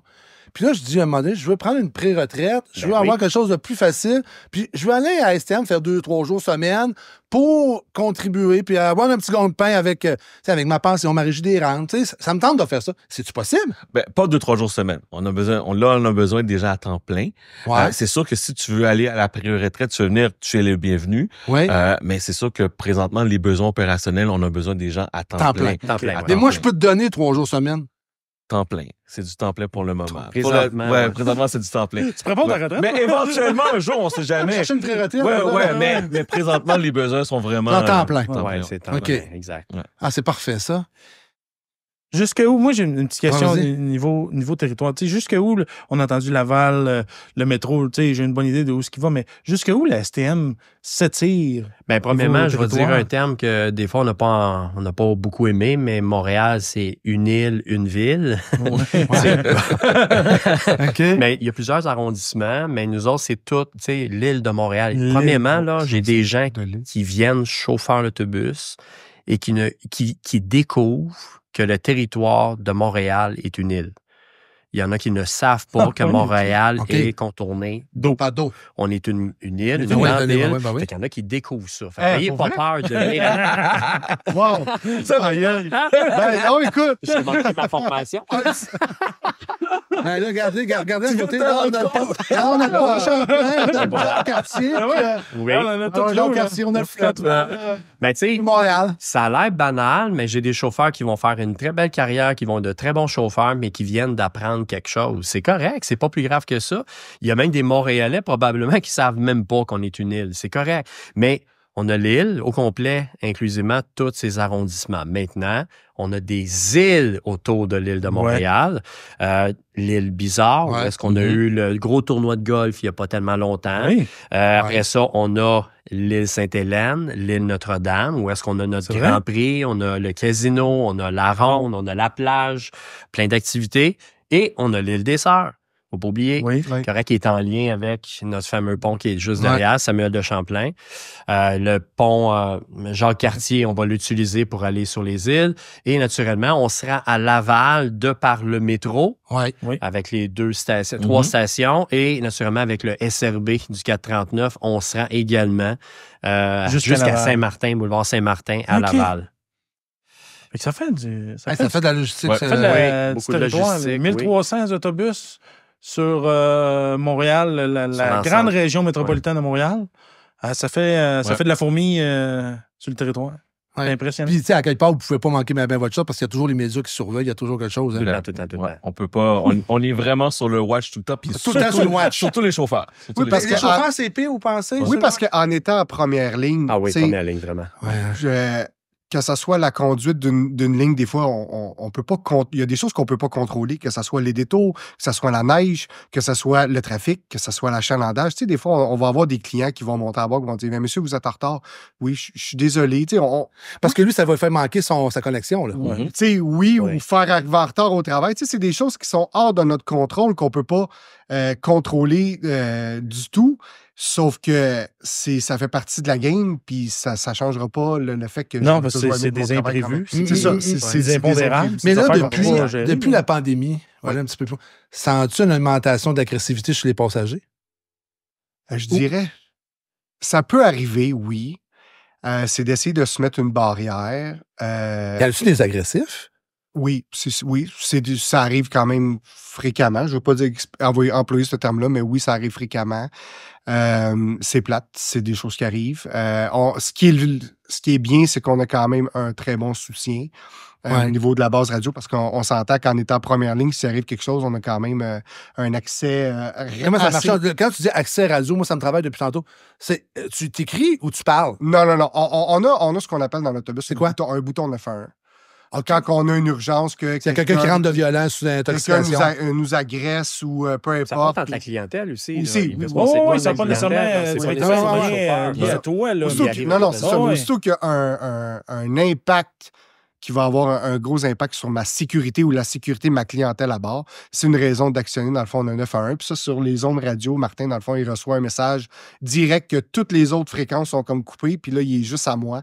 Donc, moi, je parle. Okay. Puis lui, il m'entend. Là, tu décris qu'est-ce qui se passe. Je décris qu'est-ce qui se passe parce que c'est moi, ses yeux. Donc, je décris qu'est-ce qui se passe. OK, pendant ce temps-là, il parle, là, puis là, je suis déjà sur le 911. T'es déjà en train d'envoyer la police. J'envoie un chef d'opération, mais lui, il parle. Il est en train de vivre l'événement, là, puis j'entends ce qui se passe, là. Puis là, je sais que ça va pas bien, là. Mais dans ta carrière, là, tu vois-tu qu'il y a une augmentation dernièrement ou c'est stable? Je pense... C'est pas la question, mais... Ou sinon, c'est propagé ou c'est amplifié par les médias. Vous savez, en ce moment, là, mettons, on parle d'itinérance. Là, c'est le gros sujet chaud. Ben, nous autres, on est le transport de Montréal. On est comme un lieu public, puis en ce moment, on est chauffé. Le métro, il est chaud. Le métro, il n'est pas chauffé, excusez, mais ça dégage tellement...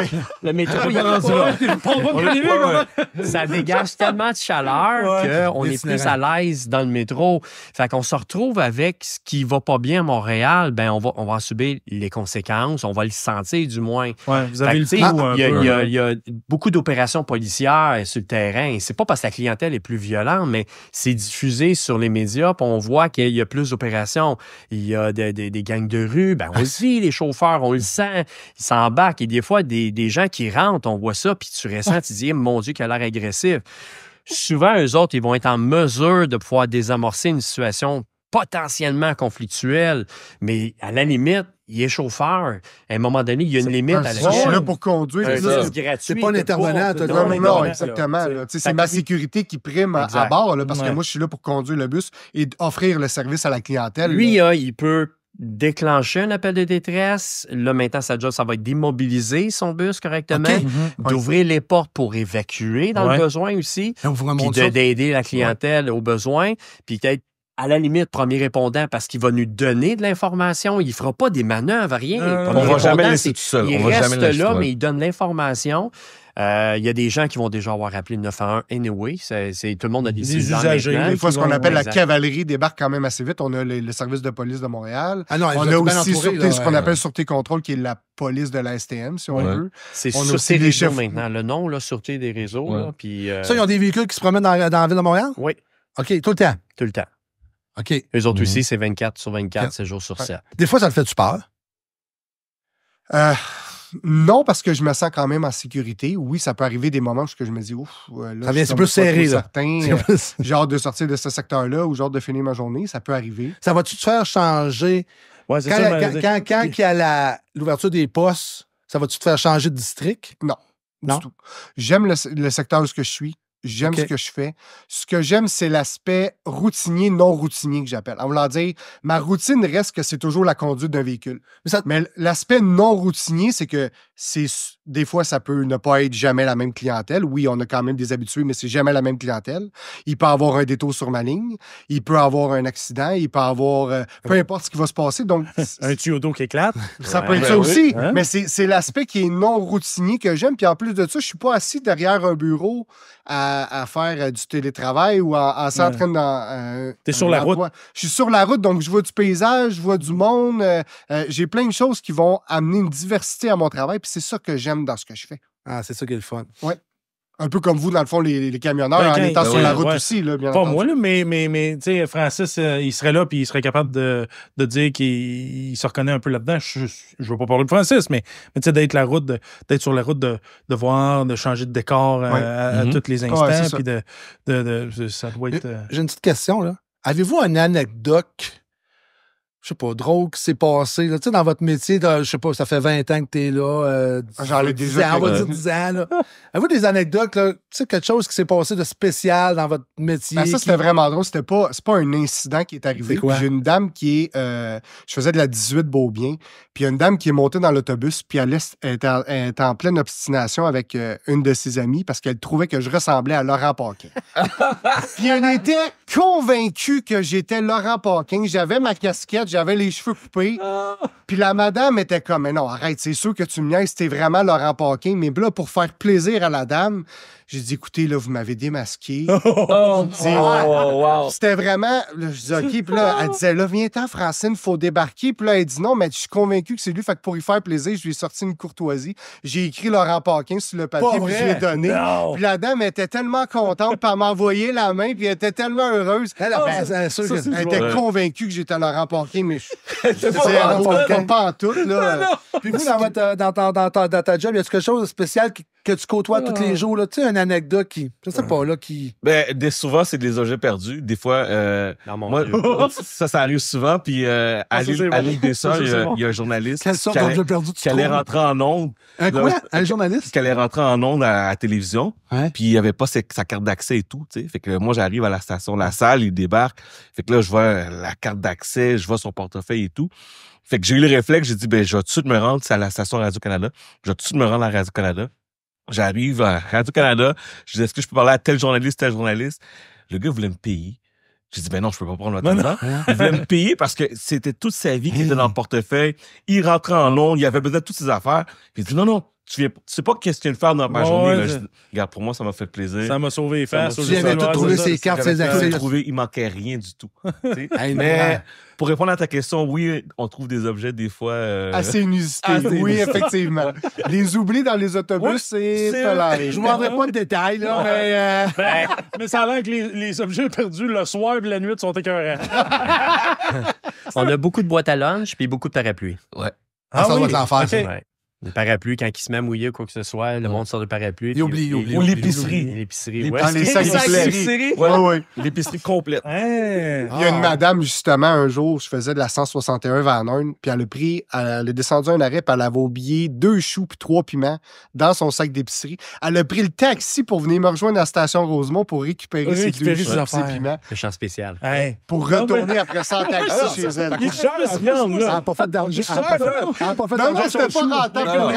L'économie de choux a passé dans le taxi. Non, ça coûte cher, l'épicerie de ce temps-ci. Il y a quelque chose que tu as vu que...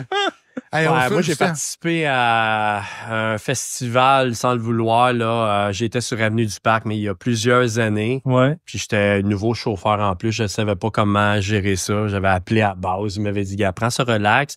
C'était un gros match de soccer qui venait de se faire gagner. Je me souviens pas c'était quelle équipe qui avait gagné. Le mondial. Puis là, écoute, Avenue du Parc était venu là, rempli de monde. Les chars klaxonnaient puis tout ça. Il y avait des rouleaux de transfert dans ce temps-là. Puis je sais pas comment ils ont réussi à en avoir, mais là ils garochaient ça comme des guirlandes. Des transferts, mettons, d'une ligne à une autre. Là. Puis là, ils m'ont dit, tu sais, je fais quoi? Tu sais, le monde, écoute, ça criait, ça sonnait, tout le monde puis tout ça. Reste relax, fais la fête avec eux autres, reste sur place. Suis la vague. Quand ça va se débloquer, après ça, tu reprendras ton service. C'est un peu de psychologie. Là, oui. C'est juste de faire comme, garde, que j'embarque. Puis tant qu'on brise pas, si ça brise, ben là, je mobilise, j'ouvre les portes, j'évacue, on appelle les policiers ou quoi que ce soit. Mais là, c'était festif. Là. Écoute, ils étaient heureux. Il y avait bloqué Avenue du Parc, on est sur le party. L'Italie venait de gagner. Moi, j'arrive, je sors d'un party à soir. Là. Oui. OK? Puis j'ai pas d'argent dans mes poches. Puis je m'en vais prendre l'autobus, là. Puis là, il faut que je prenne l'autobus. Là. Qu'est-ce qui se passe, mettons? Là? Ben, je vais donner un exemple. Mettons, là, moi, j'ai été chauffeur. Parce que là, il y en a qui doivent forcer aussi, parce qu'on sait qu'il y a des itinérants, il y a ci, il y a ça. Qui veulent pas payer, là. J'étais sur le 161, dernier voyage dans l'Ouest, Côte-Saint-Luc. Ouais. Je reconnais un jeune garçon qui est mon client régulier. Il est des étudiants tout le temps. Il voyage tout le temps sur 161. Okay. Et là, je vois bien qu'il est à l'autre bout. Moi, j'ai fini et je sais qu'il n'y a plus d'autobus. Et là, on est dans une période critique où est-ce qu'il fait froid. Puis là, ben, j'arrête, j'ouvre les portes. J'ai dit, t'attends-tu l'autobus, mon grand? Il dit, oui, j'attends l'autobus, mais il n'y en a plus d'autobus, c'est fini. Puis là, ben, il était mal pris. Il dit, comment je vais faire pour me retourner chez moi? Bon, ben, dès qu'il m'a répondu ça, je suis comme, je peux pas le laisser là, je serais pas capable. Là, il y a une notion à un moment donné où est-ce que ça vient nous chercher. Le côté humain qui vient mais on peut se mettre un peu dans l'eau chaude, on sait pas ce qui va arriver, mais je le connaissais, je savais que c'était mon client régulier et tout ça. Je l'ai embarqué, je savais exactement où ce qui débarquait. Tout connais ça, par exemple. Le garçon était content. Puis où est-ce que tu as ton mérite, c'est que le lendemain, quand il revient, ben c'est sûr quand tu fais une gang de jeunes dans une école, ça brasse beaucoup, OK? Ouais. Ben là, lui, là, je l'ai gagné. Et j'étais sur le régulier, sur le 161. Quand je suis arrivé pour aller faire l'école, puis ça s'est mis à brasser un peu, il a calmé le monde, il me disait, hey, c'est correct, là. C'est cool. T'es un bon chauffeur. J'ai pas aimé ça parce que c'est tous des bons chauffeurs.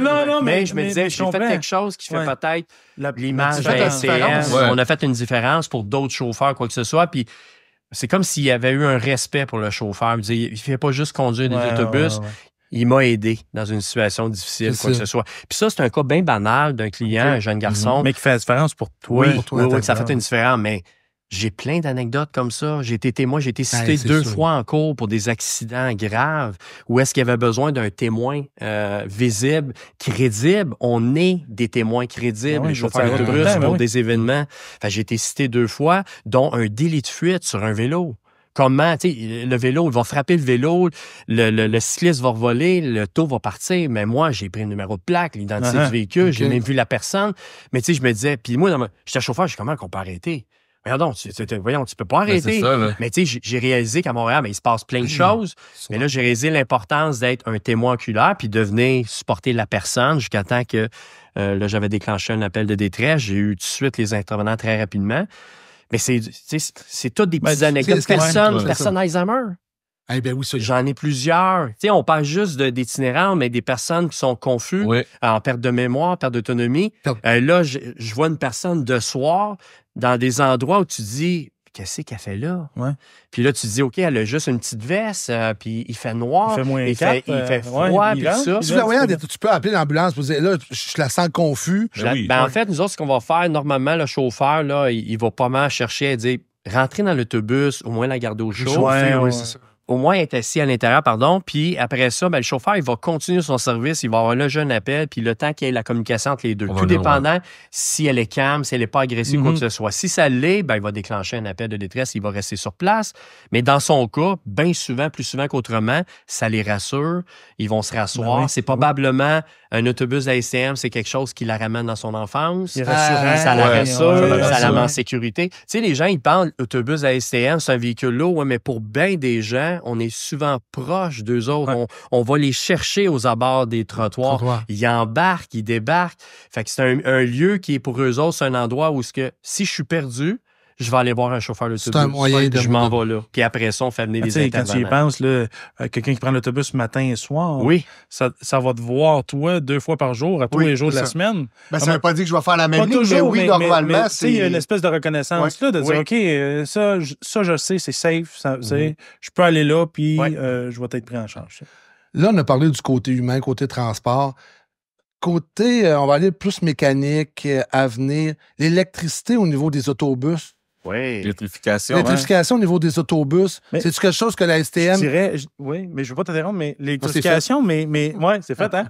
L'électrification, mais les carburants alternatifs. Parce que tu as reçu récemment Richard Prévost, qui est une sommité dans le gaz naturel au Québec, travaillant chez EBI, mais des autobus, il y en a au gaz naturel, je ne me trompe pas. Pas à la STM. Pas à la STM, OK. Ça existe-tu?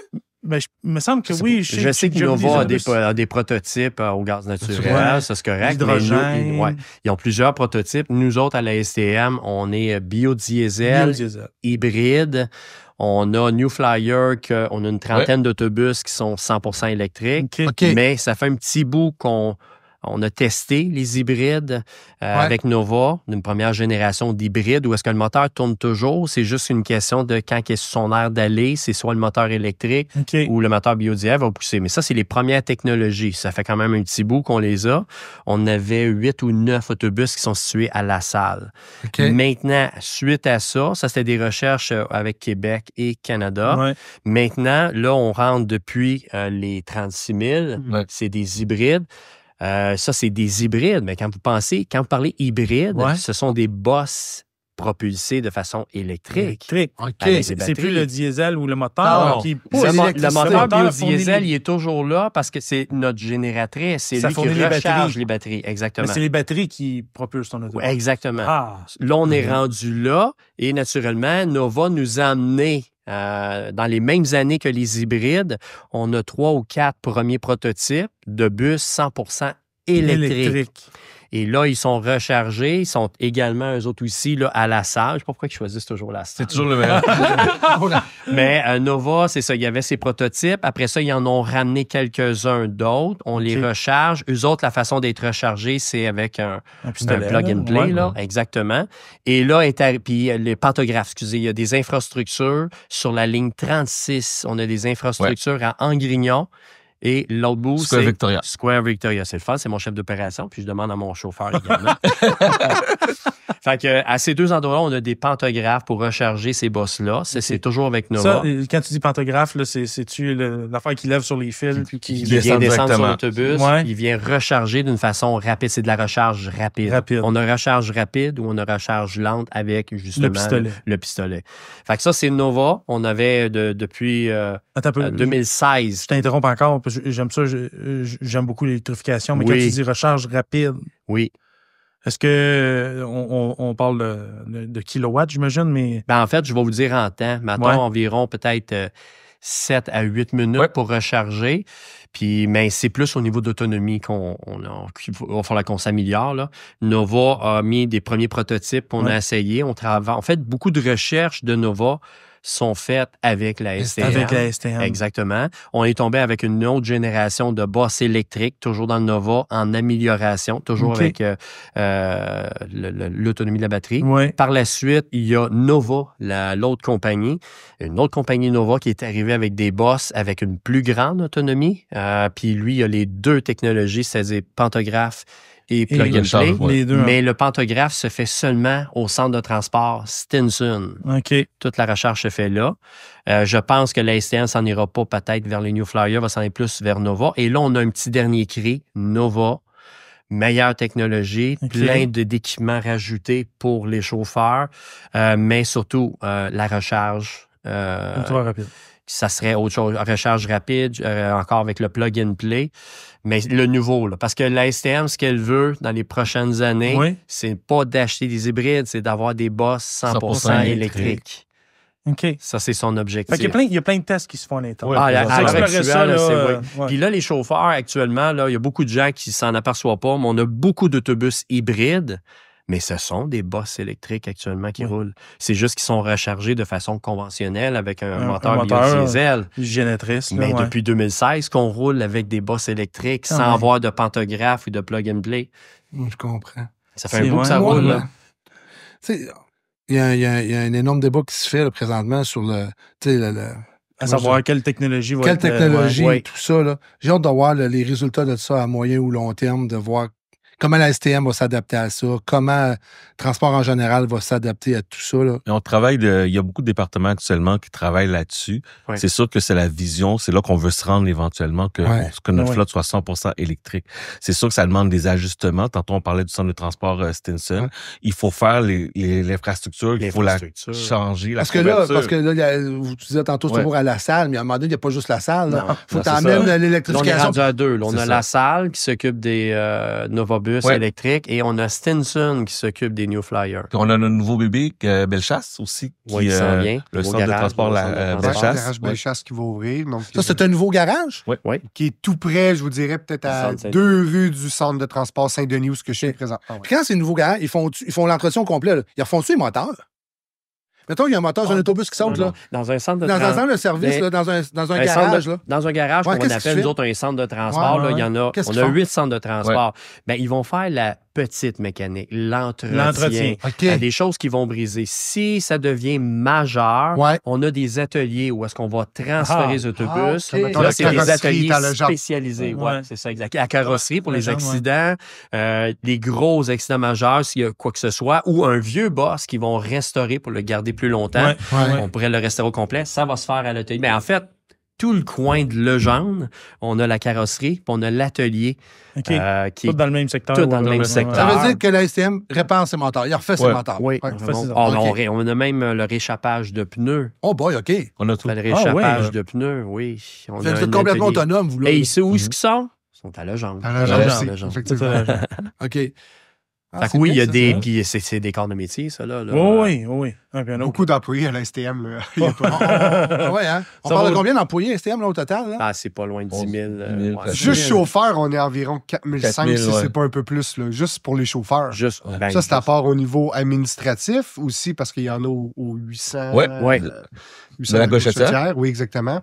Il y a des employés ressources humaines, il y a des employés mécaniciens, on a aussi des employés sur l'entretien ménager, dans les métros, dans les centres de transport, il y a des agents de formation, il y a des chefs aux opérations. Ça fait vraiment beaucoup de monde. Oui, exactement. Quelqu'un qui veut venir à la STM, là, des opportunités, là, c'est juste prendre une porte à quelque part, selon son expérience ou quoi que ce soit. Sinon, pas d'expérience de conduite, il le dit, puis la STM... Il l'a engagé sous condition d'aller chercher. Il va même y référer les écoles de conduite. Il va aller chercher, il revient, puis ta candidature, c'est sûr qu'on va la faire. Je pense que le CFTR le donne, le classe 2, si je me trompe pas. CFTR, oui. Il le donne, le classe 2. C'est de nos écoles, oui. Oui, hein. Non, puis c'est une bonne école, fait que vous avez... La crème de la crème. Moi, j'aimerais ça que tu répètes. Vas-y. OK? Comment on fait pour appliquer? stm.info. La première information, on met notre CV à jour. Puis par la suite, on rentre dans le processus. C'est super simple. Si la candidature est retenue, il y a une série d'examens à passer. Ça, c'est fait directement en ligne. Une fois que la série d'examens en ligne est passée puis c'est réussi, on vous appelle pour une entrevue qui est faite, normalement, c'est fait en Zoom ou par Teams. Parce que tu n'as même pas à te déplacer, là. Non, c'est fait par Teams. On fait une entrevue qui dure à peu près 90 minutes. Okay. Par la suite, on vérifie les références. On vérifie, il y a un questionnaire médical à remplir. Ouais. Et par la suite, vous êtes chauffeur d'autobus. Aussi simple que ça. C'est sûr que le processus, il y a beaucoup d'étapes. Ça se fait rapidement.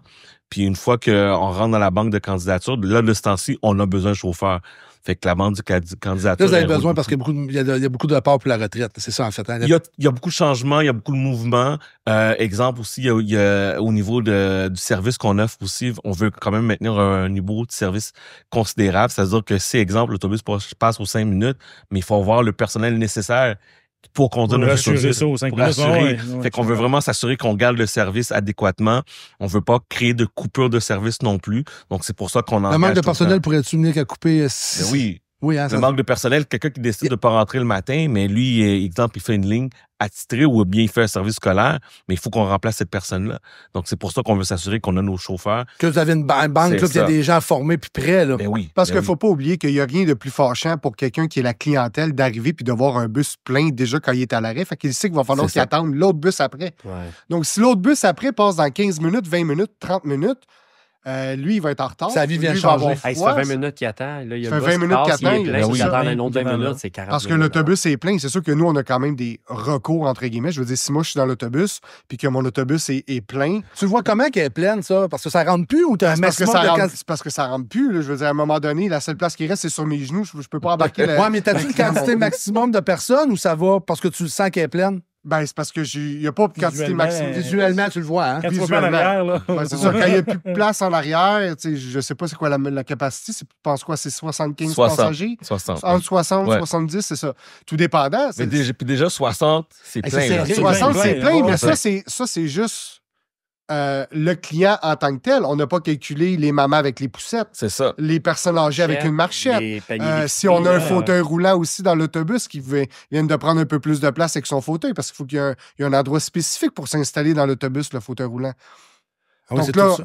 c'est tout ça. Puis si on est plein, puis j'arrive à l'arrêt, puis que je suis plein, j'ai quand même un bouton sur ma console e-bus qui est comme mon GPS pour indiquer à la base radio que je suis plein. Si j'arrive au coin de la rue, puis que, je donne un exemple, ma rampe d'accès pour les fauteuils roulants ne fonctionne pas, puis que j'ai un client à l'arrêt qui est en fauteuil roulant, j'appelle la base radio pour leur expliquer que j'ai un fauteuil roulant, que je peux pas monter à bord parce que ma rampe d'accès est brisée. Le régulateur... Là, c'est un branlement de combat. Un branlement de combat va essayer de voir avec l'autre autobus arrière, voir ma capacité, est-ce que j'ai de la place pour l'embarquer, est-ce que ma rampe fonctionne, ou sinon, il y a toujours le principe Non, moi, je du vais te transport poser une question chiante, là. Ça veut dire le matin, t'as pas checké ta rampe quand tu vas à ton inspection? Non, il n'y en a pas. On la vérifie pas dans l'inspection. la rampe, Je non. pensais que c'était... Mais par contre, à peu près une fois par 2 mois, Ouais, qu'est-ce qu'on demande à faire? OK. C'est que on fait les activités pour déploiement. On appelle ça le déploiement des rampes. OK. Fait qu'on fait une activité, on demande au chauffeur quand À il la rentre au sortie de garage, garage. à la sortie de garage ou bien OK, à elle la n'est pas rentrée. obligatoire dans ton inspection mécanique de Ouais, checker ta rampe. Mais OK, nous, je on comprends. s'assure que nos rampes fonctionnent parce que souvent, ça veut pas dire que c'est exemple, le chauffeur conduit une ligne qui a une personne à mobilité réduite qui va embarquer sur cette ligne-là. Mais juste lui donner le réflexe de comment déployer sa rampe. Ouais, Une se fois par rappeler de la 2 mois, procédure. c'est ça. Une Ouais. fois par 2 mois, on fait faire un petit rappel Ah, au chauffeur. parce qu'il faut, pour parce qu'à un moment donné, si c'est t'en ça. sers pas, à un moment donné, elle va te jammer. Là. Ben, pas juste ça, Non. juste avec l'hiver, avec le Le sel, sel, avec c'est ça. Quand ça fait longtemps roche. que le chauffeur n'a pas fait la procédure, on s'entend, là, c'est pas un service comme du transport adapté. Là. Non, je comprends. On a quelques clients qui utilisent le service régulier, mais c'est pas récurrent, c'est pas souvent. Fait que le chauffeur, quand ça fait longtemps qu'il l'a pas fait, là, faut que j'utilise ma rampe, je m'en souviens pas. Là, on Fait que quand gosse ils font avec des des tests bidons, comme on n'est ça, pas qu'on sûr, les puis là, on est rappelle, quand même... Mais vous avez un transport adapté aussi, tantôt, tu disais. Oui, hein?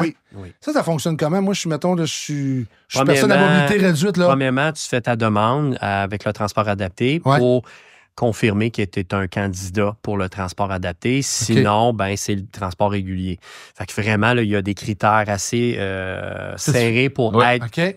client du Ouais, transport adapté. Ouais. Puis quand ça c'est fait, ben, le client, lui, à chaque fois qu'il veut utiliser le transport, il faut qu'il appelle pour réserver. Sa place. Combien de temps avant? Ben, à quelle heure qu'on va aller te Ouais, chercher, c'est ça. puis à OK. quelle heure que tu as ton rendez-vous. Puis le trajet va être différent selon la clientèle qui embarque à bord. On a tout type de clients. Donc, on a la déficience intellectuelle. Ouais. On va avoir ceux qui ont de la déficience motrice.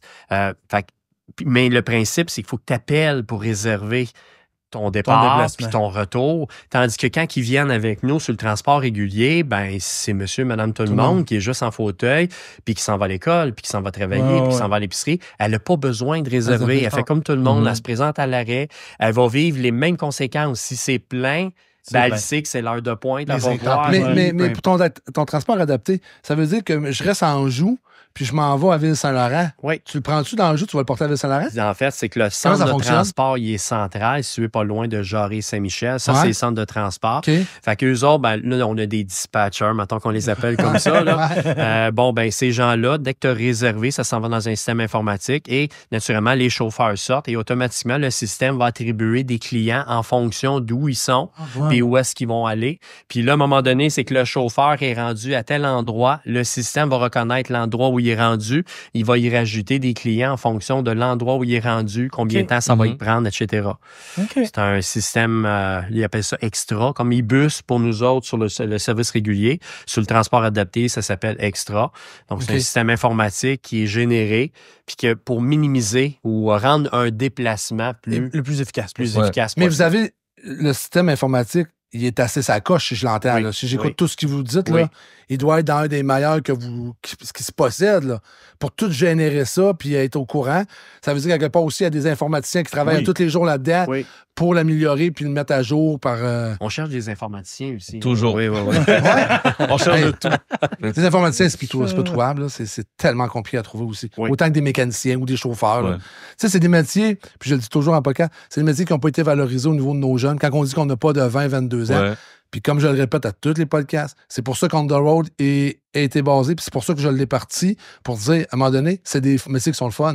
Tu sais, je te regarde 35 ans, t'as l'air épanoui, t'aimes ton métier, t'adores ton métier. C'est la même chose pour les chauffeurs de camions. C'est des beaux métiers, mais qu'à quelque part, n'ont pas été valorisés dans le temps. Puis là, aujourd'hui, j'en regarde les... Là, c'est moins pire présentement parce qu'il y a un ralentissement économique au niveau du transport. Mais vous autres, c'est toujours égal, le transport. Vous autres, il y a un certain nombre de personnes qui se déplacent, puis il faut qu'ils se déplacent. Là. Oui. Mais les jeunes, il faut le valoriser. Puis c'est pour ça que les podcasts ont été créés, parce que ça touche beaucoup de... Les jeunes. En fait, les podcasts, il y a beaucoup de jeunes qui écoutent ça. Puis c'est pour ça que ça a été créé, pour valoriser, pour dire, hey, c'est une belle job à STM là, qui t'attend. T'as une belle job comme chauffeur à telle place. Tu cherches une job de commis. Puis on s'entend que c'est pas des jobs qui sont sous-payés. Non. Moi, je vous en garde, là, on gagne toute bien notre vie dans le transport. Là. Oui. On est capable d'avoir des familles, des maisons, des autos, des voitures, tout bien. Là. Fait que c'est un métier qui doit dire, hey, les jeunes, let's go, on s'en vient, c'est le fun. Là. C'est la vision que les gens ont. Moi, quand j'ai commencé à la STM, c'est mon voisin. J'étais démuni dans mon travail, je courais d'un bord puis de l'autre, j'étais dans les assurances, puis c'était, à mon avis, sous-payé, tout ça.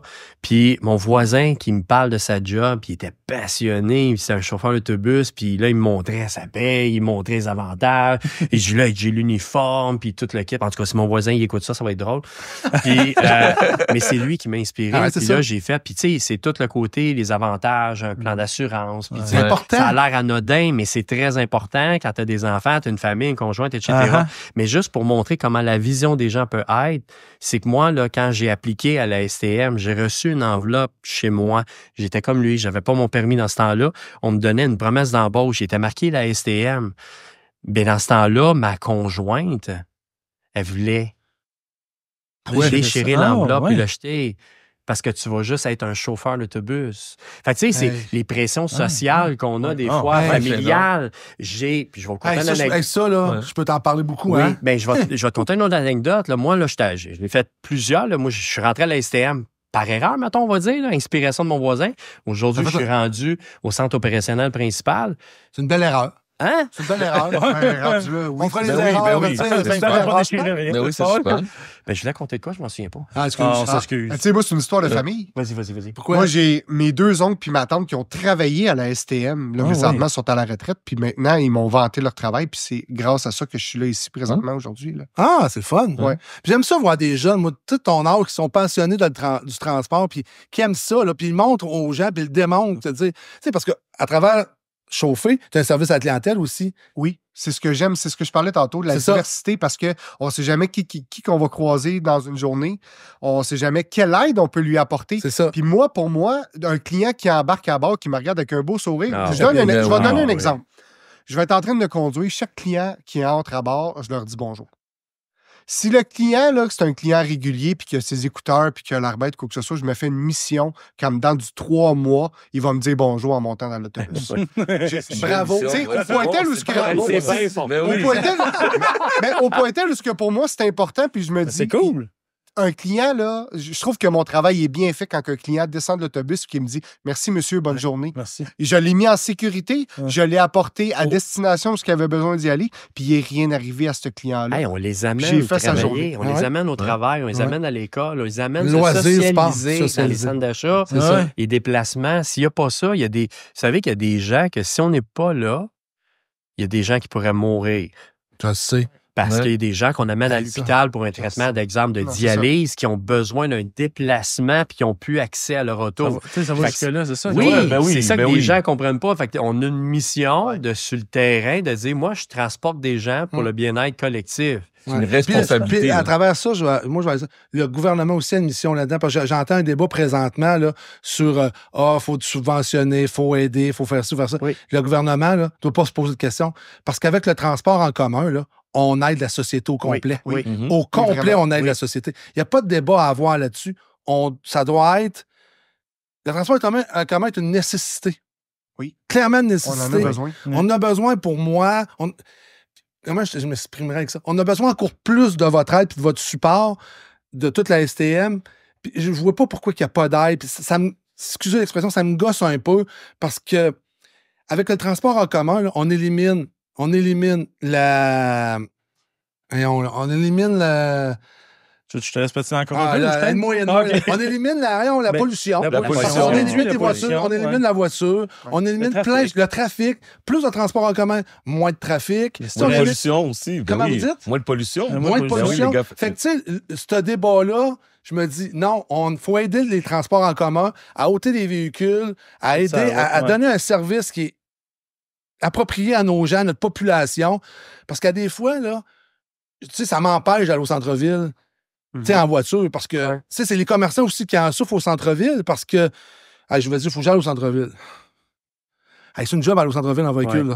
Oui. Fait que si le transport en commun doit être un élément essentiel dans une ville, dans une région. C'est une stratégie pour permettre à rendre la circulation fluide dans une ville. Oui, il faut. Ce qu'il ne faut pas oublier, c'est ça. Je m'excuse, je ne vais pas te couper. Ben non, vas-y. Ce qu'il ne faut pas oublier, c'est que, oui, on est là 7 jours sur 7, mais il ne faut pas oublier que la période des fêtes, on est toujours là disponible.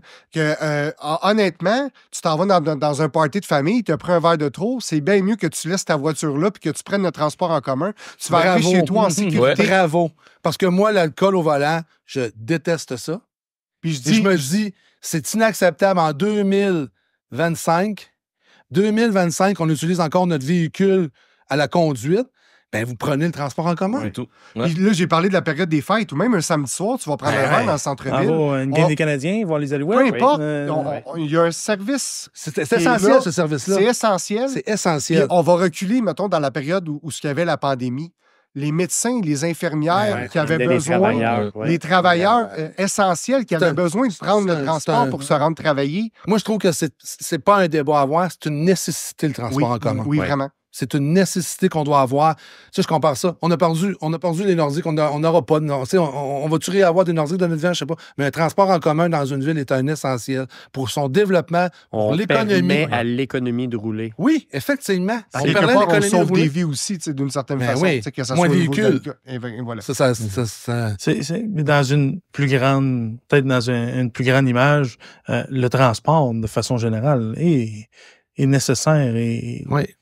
Je trouve tellement des fois que le transport... Ça s'arrête pas juste à transporter des palettes dans un trailer de 53 000. Tu sais, je veux dire, le transport, c'est large, là.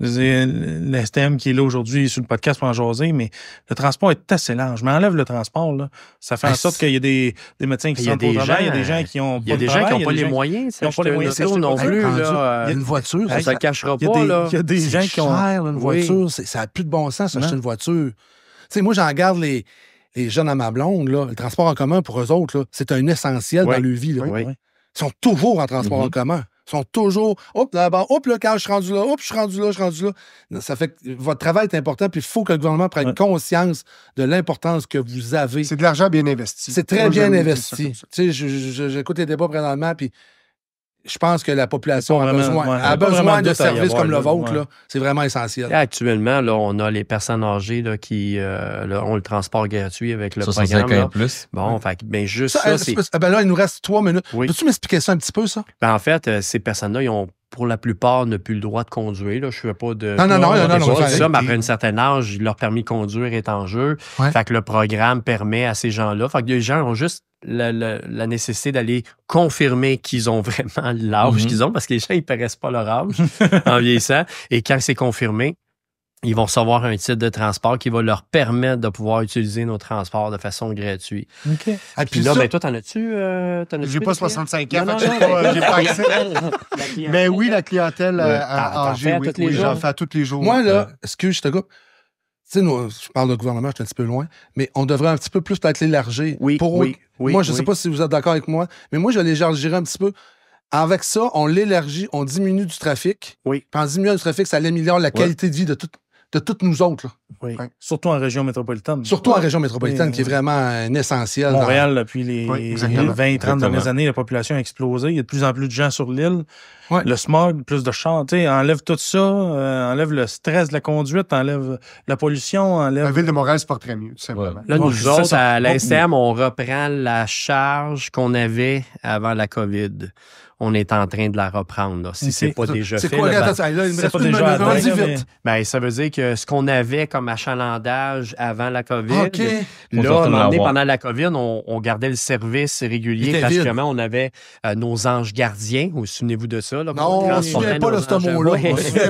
On ne se souvient pas de ce mot-là. Mais là, maintenant, la COVID est derrière nous. On vit avec maintenant et tout ça. Ça, c'est correct, mais on avait perdu notre achalandage.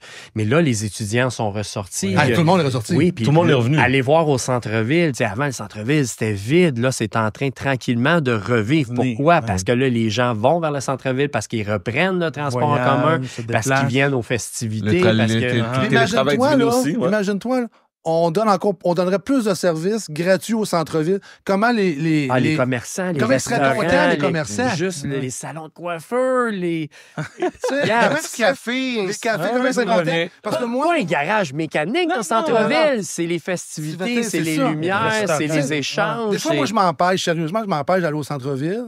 Tu sais, des fois, je préfère manger dans ma région. J'ai fait le tour de tous les restos. Puis je sais qu'il y a des excellents restos au centre-ville. Là, je me dis... C'est tellement compliqué. On prend un heure et demie. Mais s'il y aurait des incitatifs encore plus grands que ça au niveau monétaire, tu te dis, let's go. Hey, là, il nous reste 25 secondes. Il reste 25 secondes. Merci tout le monde. Merci de ta passion. T'es sacoche. Merci. T'es un jeune, lâche pas, bravo. Puis, si ça peut inciter d'autres mondes à venir nous c'est ça. J'aime ça quand t'es le bonjour le matin. Parce qu'un bonjour avec un beau sourire, tu peux changer toute la vie. Tu peux changer une vie. Parce que lui, peut-être chez eux, il l'a pas. Peut-être que dans sa journée, c'était morose. Il y a eu une mauvaise nouvelle. C'est toi qui vas mettre le sourire. Bravo, mon chum, lâche pas. Félicitations pour vos 20 ans à la STM. T'es un peu plus que 20 ans à la STM. Le doyen. Merci pour le travail que vous faites. C'est un métier qui est inconnu, puis c'est ça qui est le fun que vous soyez venus ici aujourd'hui.